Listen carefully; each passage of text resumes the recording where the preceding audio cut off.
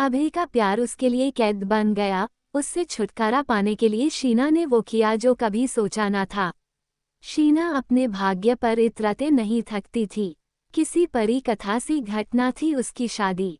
एक शादी की पार्टी में उसे देखकर दीवाने हो गए अभय ने खुद उसके घर अपना रिश्ता भिजवाया था। अभय के पास सब कुछ था, जमा जमाया बिजनेस, बंगला, सभी सुख सुविधाएं, नौकर चाकर।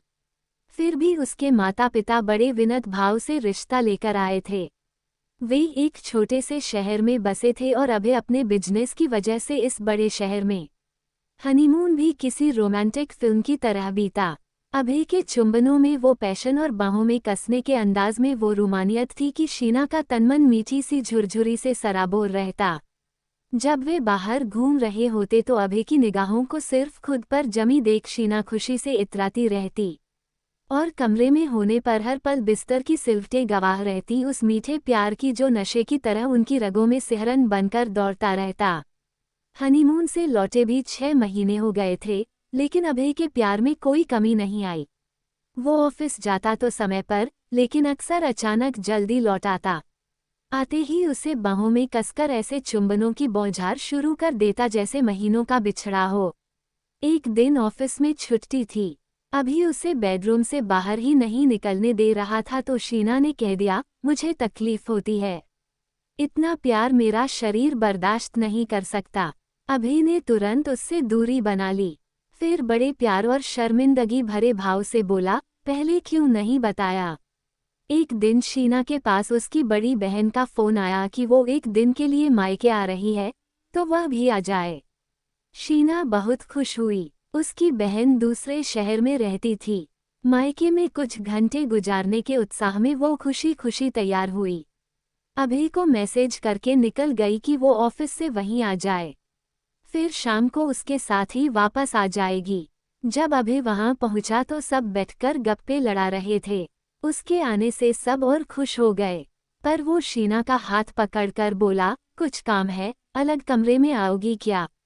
अलग कमरे में लाकर अभय ने उसे बाहों में भरकर प्यार करना शुरू कर दिया। उस दिन पहली बार शीना को अभय का पैशन बिल्कुल पसंद नहीं आया। साथ गप्पे लड़ाते, चाय नाश्ता करते सबकी तिरछी मुस्कान उसे शर्म से भिगोती रही। फिर एक दिन इंटीरियर डेकोरेटर और आर्किटेक्ट एक साथ आए। अभय ने खुशी से झूमते हुए बताया कि उसने बंगले के साथ वाली जमीन खरीद ली है और उसमें ऑफिस बनवा रहा है ताकि उसे शीना से दूर न जाना पड़े। सुनकर शीना को बिल्कुल खुशी नहीं हुई। अब वह इस प्यार से उबने लगी थी। एक दिन उसने प्यार से अभय को समझाना चाहा, मैं कुछ दिन के लिए मायके जाना चाहती हूँ। रोज जाओ, ड्राइवर और गाड़ी तो तुम्हारे लिए अलग से रखी ही है। और कोई दिक्कत। अभय ने तुरंत जवाब दिया, मैं मायके में कुछ दिन रहना चाहती हूँ। ठीक है, हमारा सामान पैक कर लो। अभय ने फिर दो टूक जवाब दे दिया। अब शीना खींच उठी, समझा करो अभय, मेरे शरीर को प्यार से ब्रेक चाहिए। मैं थक गई हूँ, बस इतनी सी बात। अब से जब तक तुम नहीं कहोगी, मैं तुम्हारे शरीर को अपने प्यार से नहीं थकाऊंगा। पर कभी कभी तुम्हें हौले से बाहों में तो भर सकता हूँ। ऑफिस जाते समय और लौटने पर माथे पर चुंबन चलेगा। खुद को मेरी निगाहों से दूर मत करो, मैं मर जाऊंगा। शीना ने मन ही मन सिर पीट लिया। वो कई दिनों तक अभय का टेस्ट लेती रही और अभय उसमें पास होता रहा। फिर एक रात उसे अभय पर दया आ गई। उसके कुछ दिनों बाद तक अभय कुछ ज्यादा ही पैशनेट रहा। बड़ों ने सलाह दी बच्चे की प्लानिंग करने की। शीना ने अभय से कहा तो उसने बड़े प्यार से उसे बताया कि वो शादी से पहले ही नसबंदी करा चुका है ताकि उनके बीच कोई तीसरा न आए। शीना शॉक्ड रह गई। एक दिन अभय के साथ शीना घूमने गई तो एक स्टेशनरी की दुकान पर निगाह टिक गई। शोकेस में सजे अलग शेप्स के कैनवास और रंगों को देखकर हसरत से बोली, मुझे पेंटिंग करने का बड़ा शौक था।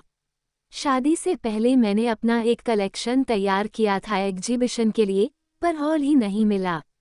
दूसरे दिन अभय उसकी आंखें अपनी हथेलियों से बंद कर एक कमरे में ले गया जहां पेंटिंग का सारा सामान और तरह तरह के कैनवास सजे थे।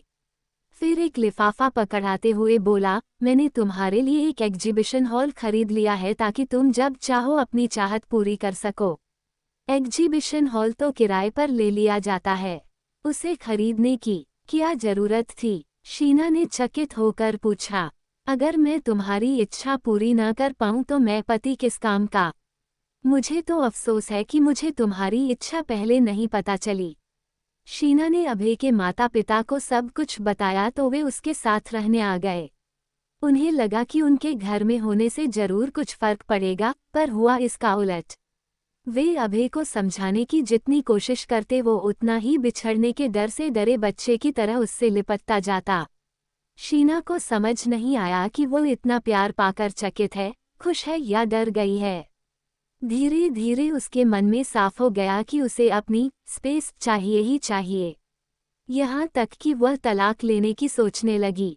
पर रीजन क्या देगी? शादी के इन 2 सालों में अभय ने एक बार भी उससे ऊंची आवाज में बात नहीं की, न उसकी मर्जी के खिलाफ उसके शरीर को छुआ, न कहीं जाने या कुछ करने से मना किया। शीना की उलझन बढ़ती जा रही है। उसे इस प्यार की जकड़न से आज़ादी चाहिए। प्यार की इस अति से उसे घुटन होने लगी है। वो खुलकर जीना चाहती है, जहां उसके पास कुछ समय अपने लिए भी हो।